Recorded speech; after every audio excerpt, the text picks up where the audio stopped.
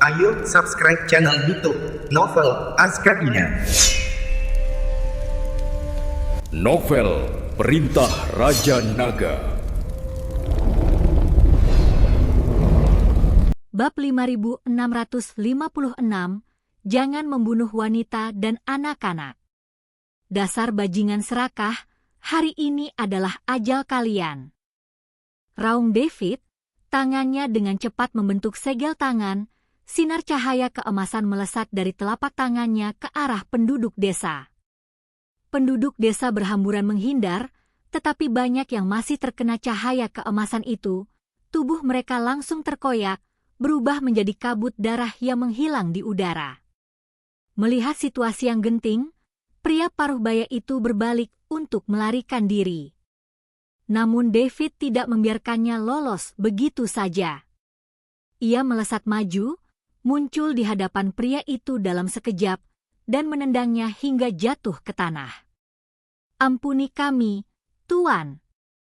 Kami buta akan kebesaran Anda, tolong ampuni kami," pinta pria paruh baya itu dengan ketakutan. David menatapnya dengan dingin. "Dasar bajingan serakah, kalian takkan berhenti untuk mendapatkan harta karun itu. Hari ini kalian harus membayar harga atas perbuatan kalian." Dengan itu, kilatan cahaya muncul di tangan David, dan aura pedang emas menebas, langsung memenggal kepala pria paruh baya itu, darah menyembur keluar. Melihat ini, penduduk desa lainnya memucat ketakutan, berlutut di tanah, memohon belas kasihan. David menatap penduduk desa tanpa rasa iba sedikit pun. Ia tahu, jika bukan karena kekuatan dirinya dan Liu Sui yang luar biasa, serta efek jera dari garis keturunan naga emas, mereka pasti sudah lama mati di tangan penduduk desa ini. "Dasar bajingan serakah, kalian tidak pantas bersimpati," kata David dingin, lalu tangannya kembali berkilat, dan energi pedang melesat ke arah penduduk desa. Penduduk desa menjerit kesakitan saat terkena energi pedang dan langsung jatuh ke tanah. Dalam sekejap, semua orang di desa tewas, kecuali wanita tua dan anak itu. David dan Liu Sui menghampiri wanita tua dan anak itu, menatap mereka dengan dingin. Wanita tua itu gemetar ketakutan, berlutut di tanah dan berulang kali bersujud, memohon belas kasihan, "Tuan, ampuni kami. Kami terpaksa melakukan ini. Kami tidak pernah bermaksud menyakiti Anda." Anak itu menatap David dan Liu Sui dengan mata terbelalak, matanya dipenuhi ketakutan. David menatap keduanya tanpa sedikit pun rasa iba. Liu Sui berbisik, "Tuan Muda Chen, mengapa kita tidak membebaskan nenek dan cucu ini?" David tidak berbicara, melainkan menghampiri wanita tua dan anak itu, memegang pedang pembunuh naganya. "Aku tidak pernah membunuh wanita dan anak-anak." Mendengar ini, wanita tua dan anak itu menghela napas lega, senyum dingin tersungging di wajah mereka. "Bu." Tepat saat wanita tua itu menghela napas lega, pedang pembunuh naga David menembus tubuhnya. Wanita tua itu menatap David dengan tak percaya, berkata, "Bukankah kau bilang kau tidak membunuh wanita dan anak-anak?"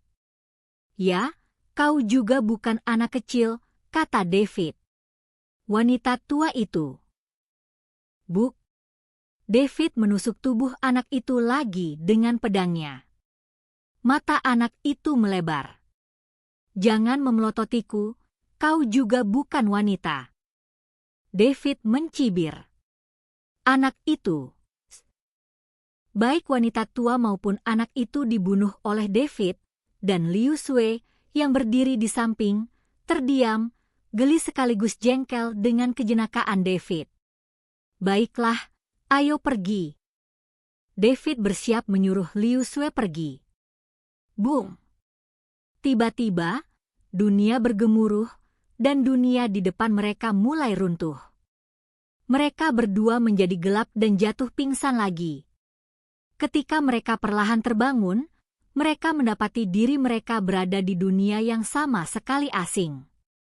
Langit di sini berwarna ungu yang aneh, dan awan-awan bergulung dan melonjak seperti api yang membara. Di tanah, retakan besar saling bersilangan, seolah dirobek oleh tangan raksasa yang tak terlihat.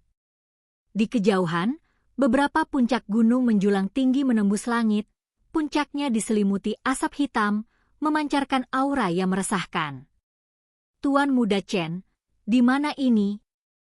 tanya Liu Sue lemah, wajahnya sepucat kertas, jelas menunjukkan bahwa pertempuran dan teleportasi sebelumnya telah sangat merusak kekuatannya.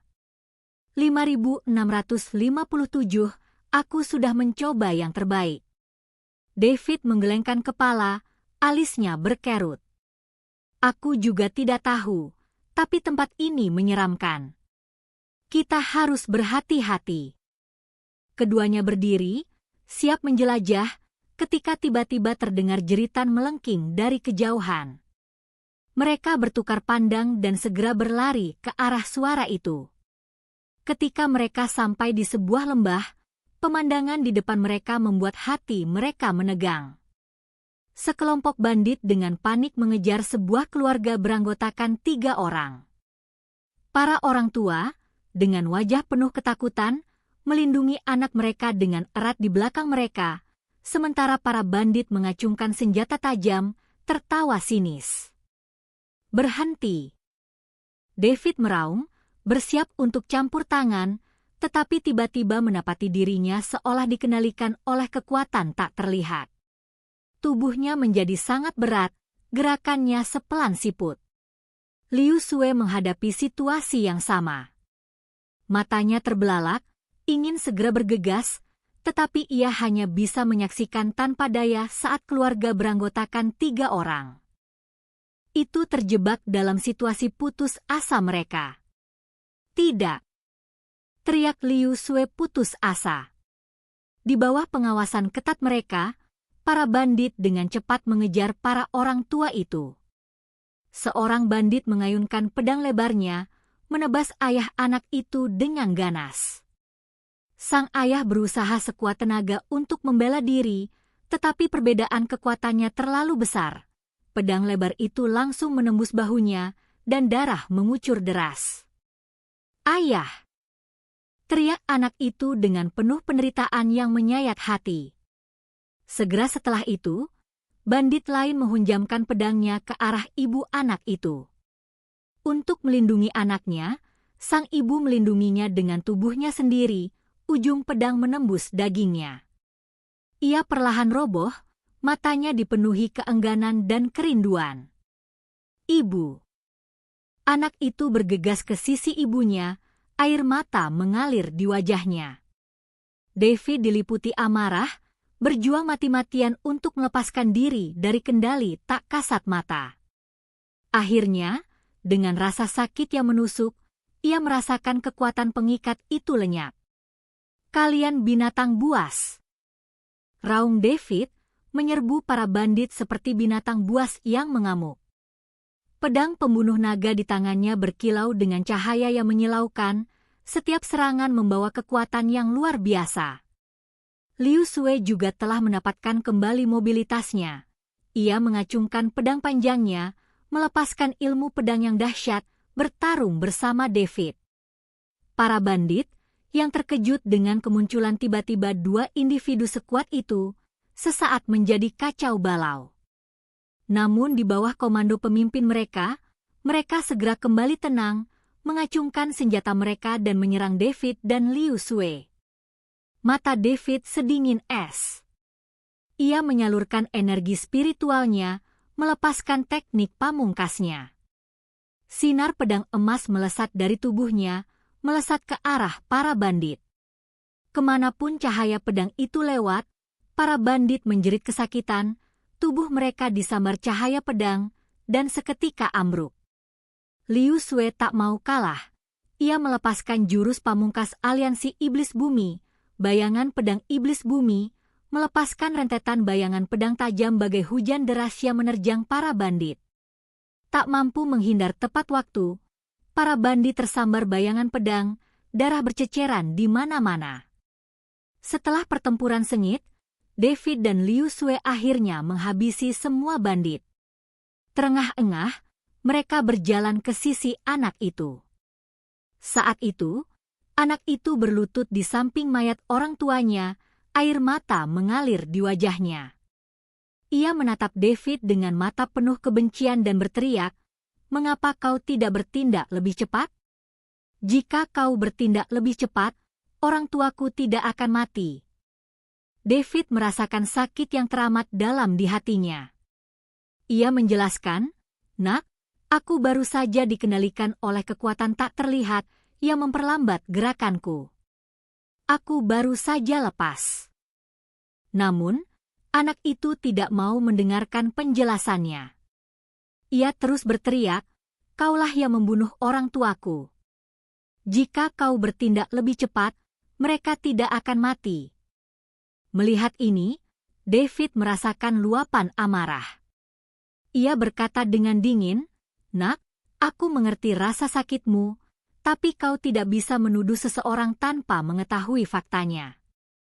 Aku memang dikendalikan, dan aku sudah melakukan yang terbaik." Bab 5658 mengirimmu untuk menemui orang tuamu. Namun, anak itu tetap tak kenal ampun. Ia berdiri dan menerjang David, mencoba meninjunya dengan tinju kecilnya. David dengan mudah menghindari serangannya. "Jangan coba-coba menenangkannya," kata David sambil mengerutkan kening. Anak itu tiba-tiba berhenti, menatap David dengan tatapan aneh, dan berkata dengan dingin, "Akan kubuat kau membayar nyawa orang tuaku." David tertegun. Ia tak menyangka anak itu akan berkata seperti itu. Ia hendak bertanya ketika tiba-tiba merasakan aura berbahaya mendekat. Tepat saat itu, anak itu tiba-tiba mengeluarkan belati dari sakunya dan menusuk David. David bereaksi cepat, menghindar ke samping dan meraih pergelangan tangan anak itu secara bersamaan. "Apa yang kau lakukan?" teriak David dengan marah. Anak itu mencibir, "Kau membunuh orang tuaku, dan akan kubuat kau membayarnya." David terkejut sekaligus geram. Ia tak menyangka anak itu begitu keras kepala. Menatap mata anak itu yang penuh kebencian, tekad tiba-tiba membuncah dalam dirinya. "Nak, aku bisa membiarkanmu bertemu orang tuamu," kata David. "Benarkah?" seru anak itu kegirangan. "Cepat, cepat dan biarkan aku bertemu orang tuaku." "Oke." David mengangguk, menghunus pedang pembunuh naganya, aura pedang tajam menebas ke arah anak itu. "Tidak!" teriak Liu Sue ketakutan, tidak menyangka David akan benar-benar menyerang. Namun, aura pedang itu langsung menembus tubuh anak itu. Anak itu menatap David dengan mata terbelalak tak percaya, lalu perlahan ambruk. "Orang tuamu sedang menunggumu di dunia bawah. Aku mengirimmu untuk bertemu mereka." David perlahan menyarungkan pedang pembunuh naganya. "David, kau..." Liu Sue menatap David, matanya dipenuhi keterkejutan dan kebingungan. David menarik napas dalam-dalam dan berkata, "Pemimpin aliansi. Liu, aku tahu kau kasihan pada anak ini, tapi dia dibutakan oleh kebencian, dan dia bahkan mencoba membunuhku barusan. Di dunia yang kejam ini, kita tidak boleh memiliki belas kasihan atau kelembutan hati. Jika tidak, itu hanya akan membawa kita lebih banyak masalah."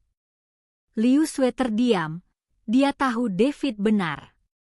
Di dunia yang asing ini, mereka harus waspada, tidak mudah mempercayai orang lain, dan tentu saja tidak memiliki hati yang suci.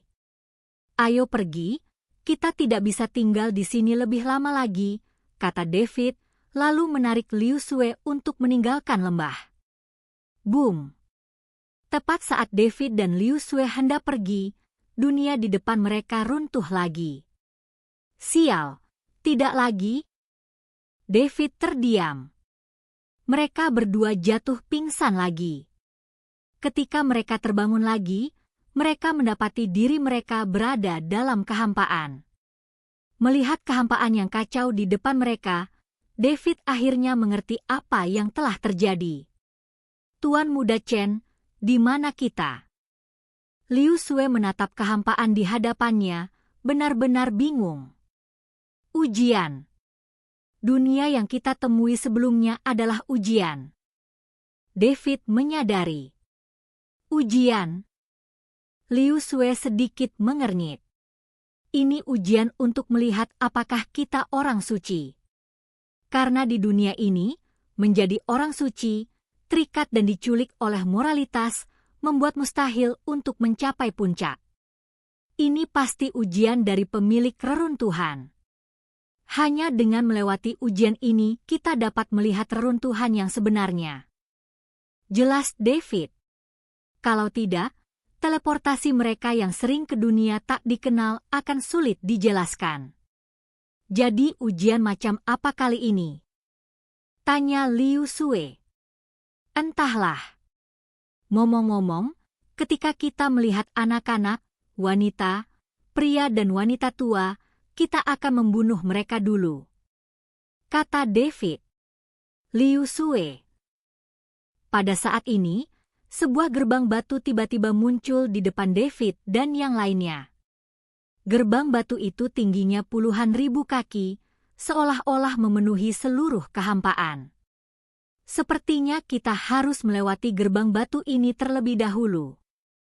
Kata David sambil menatap gerbang batu yang menjulang tinggi itu. Bab 5659 Akulah Pemeriksa. David dan Liu Sue tiba di depan gerbang batu yang menjulang tinggi. Gerbang itu mulus sempurna, tanpa rune atau ukiran. David mencoba mendorongnya, tetapi sekuat apapun ia berusaha, ia tak bisa menggesernya. Liu Sue juga mencoba, tetapi ketika ia menyentuh gerbang, gerbang itu terbuka secara otomatis. Melihat ini, David tercengang, tidak mengerti mengapa ia tidak bisa membukanya. Kenapa begitu? Tanya David. Mungkin karena aku perempuan. Liu Sue menjelaskan sambil tersenyum. David terdiam. Keduanya melangkah melewati gerbang, tetapi gerbang itu tertutup secara otomatis, menjebak mereka di dalam. Selamat datang, kalian berdua. Sebuah suara tua terdengar, dan kemudian seorang pria tua berambut dan berjanggut putih muncul di hadapan mereka. Tuan Muda Chen, pria tua ini. Kata Liu Sue. Bunuh. Pedang pembunuh naga David menebas langsung ke arah pria tua itu. Cahaya pedang mengiris tubuh pria tua itu, membelahnya menjadi dua. Lelaki tua itu. Namun tak lama kemudian, kedua bagian tubuh lelaki tua itu perlahan menyatu kembali. Apa yang kau lakukan? Kenapa kau menyerang tanpa sepatah kata pun? Untungnya, aku hanyalah hantu, kalau tidak kau pasti sudah membunuhku. Kata lelaki tua itu dengan marah. Bukankah ini ujian? Ujian untuk melihat apakah aku suci atau tidak, jadi ketika aku melihat orang tua dan anak-anak, aku langsung membunuh mereka. Kata David. Meskipun ini ujian, akulah pengujinya. Jika kau membunuh pengujinya, apa kau masih ingin memasuki reruntuhan? Pria tua itu menegurnya dengan marah. Mendengar ini, David segera menyarungkan pedang pembunuh naga miliknya, menangkupkan kedua tangannya sebagai salam tinju, dan berkata, "Senior, maaf atas kesalahpahaman ini. Baiklah, cukup bicaranya, aku akan memberimu ujian." Kata pria tua itu perlahan. Oke. David mengangguk, ingin melihat ujian seperti apa yang akan diberikan pria tua itu. Jika seluruh keluargamu musnah, apakah kau akan membunuh seluruh keluarga saat kau masih punya kekuatan? Tanya pria tua itu. Ya. David mengangguk tanpa ragu. Bagaimana jika Setelah menghabisi seluruh keluarga, kau menemukan seorang anak yang baru berusia beberapa tahun, masih hidup, lanjut pria tua itu. Aku akan menyuruh anak itu untuk mengingatku agar dia bisa membalas dendam. Saat aku bertemu dengannya lagi, aku akan membunuhnya lalu pergi. Jawab David. Mendengar jawaban David, lelaki tua itu tertawa, hendak mengatakan sesuatu. Tetapi David melanjutkan, setelah beberapa langkah, aku akan segera berbalik dan memberitahu anak itu bahwa ini kedua kalinya kita bertemu, memberinya kesempatan. Jika dia tidak bisa merebutnya, dia tidak bisa menyalahkanku. Kalau begitu aku akan membunuh anak itu dengan satu pedang, tanpa ragu. Mendengar kata-kata David, senyum lelaki tua itu membeku di wajahnya, lalu ia bertanya, setelah membunuh anak itu, apakah kau akan pergi? Tentu saja tidak. Aku akan bersembunyi. Di balik bayangan, mengawasi apakah ada anak-anak yang masih hidup, kata David. Jika anak lain lari, apakah kau akan membunuhnya dengan satu pedang? Tanya lelaki tua itu. David menggelengkan kepalanya. Bukan satu pedang, tapi 4. 4 pedang. Liu Sui, yang berdiri di samping, agak bingung.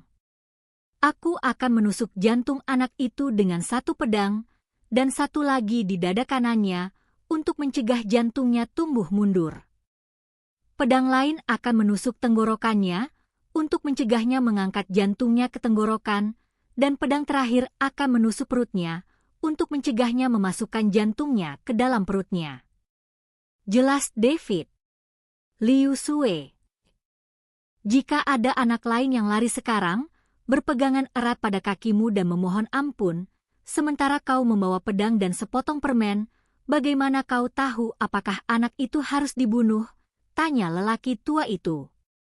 Terlalu sederhana. David tersenyum tipis. Jika anak itu membawa pedang, itu membuktikan bahwa anak itu memiliki niat membunuh. Anak ini tidak boleh dibiarkan hidup. Bab 5660, membacanya tidak ada gunanya. Tapi bagaimana kalau anak itu mengambil permennya? Tanya Liu Sui. Itu membuktikan anak itu sangat licik. Anak seperti itu tidak boleh dibiarkan hidup, jawab David. Bagaimana kalau anak itu mengambil keduanya? Lanjut Liu Sui. Itu membuktikan anak itu serakah.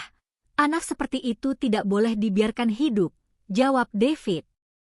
Dan bagaimana kalau anak itu tidak memilih keduanya? Desak Liu Sui. Itu membuktikan anak itu punya sifat pemberontak. Anak seperti itu tidak boleh dibiarkan hidup, lanjut David. Liu Sui. Anak, kamu hebat, kamu sombong, kamu tidak bisa menerima kekalahan, jangan main-main. Pria tua itu menatap David tanpa berkata-kata. Kamu punya bakat bagus, perbanyaklah berlatih dan kurangi menonton hal-hal yang tidak berguna itu. Dengan itu, sosok pria tua itu lenyap seketika. Pada saat yang sama sosok pria tua itu lenyap, kehampaan di hadapan David dan yang lainnya terdistorsi, dan kemudian sebuah gunung yang megah muncul. Dan di atas gunung itu berdiri istana-istana. Mengapa gunung ini terlihat begitu familiar? David menatap gunung yang tiba-tiba muncul dan berkata dengan sangat bingung. Gunung Tianmen, bukankah ini Gunung Tianmen? Tanya Liu Sui. David kemudian menyadari bahwa puncak gunung di hadapannya sebenarnya adalah Gunung Tianmen. Mungkinkah kita muncul dari reruntuhan? David bertanya-tanya, bagaimana mereka tiba-tiba kembali ke Gunung Tianmen? Mungkin tidak. Melihat istana di Gunung Tianmen, seharusnya itu adalah Tianmen yang telah lenyap. Ayo kita lihat, kata Liu Sui bersemangat. Keduanya menuju ke istana di Gunung Tianmen. Namun, tepat ketika mereka hendak melangkah ke Gunung Tianmen, mereka tiba-tiba merasakan kekuatan yang sangat kuat menghalangi jalan mereka. Kekuatan ini begitu luas dan tak terbatas, seolah-olah seluruh gunung Tianmen dilindungi oleh penghalang raksasa.